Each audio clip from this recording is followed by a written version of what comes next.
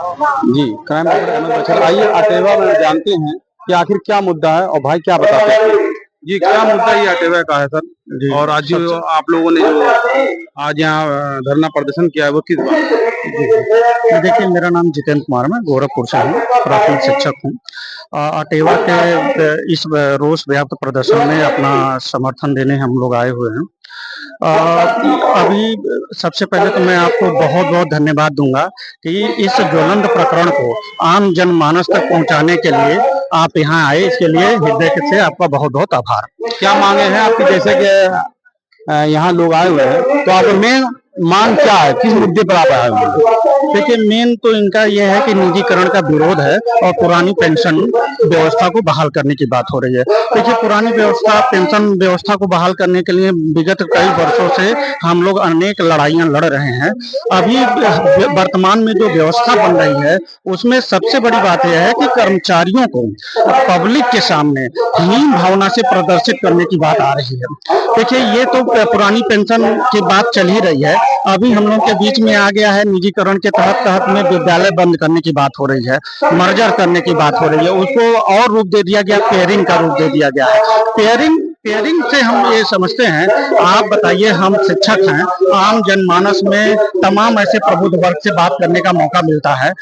उन प्रबुद्ध वर्गों का मानना है कि जो व्यवस्थाएं ये चिल्ला के कह रही हैं कि हम विश्व में सबसे बड़ी अर्थव्यवस्था के रूप में आगे बढ़ रहे हैं, उन अर्थव्यवस्था चिल्लाने वालों से या उन अर्थव्यवस्था के व्यवस्था देने वालों से ये हम लोग पूछ रहे हैं या वो प्रबुद्ध वर्ग पूछ रहा है। सरकार जैसे सरकार तो कह रही है कि लोगों को रोजगार दिया जा रहा, और ये बता रहे हैं शिक्षक कि रोजगार दिया नहीं जा रहा, बल्कि रोजगार छीना जा रहा।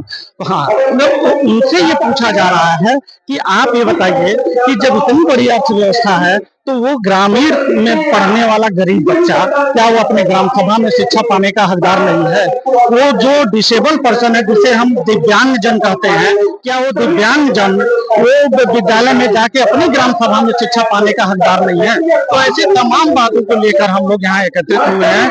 जो सरकार को ये सोचना चाहिए कि जो कर्मचारी आपके साथ कंधा से कंधा मिलाकर पूरे 62 साल चलने के लिए तैयार है, उसे आप पुरानी पेंशन नहीं दे रहे हैं, उसे विद्यालय मर्ज करके रोजगार बंद करने जा रहे हैं।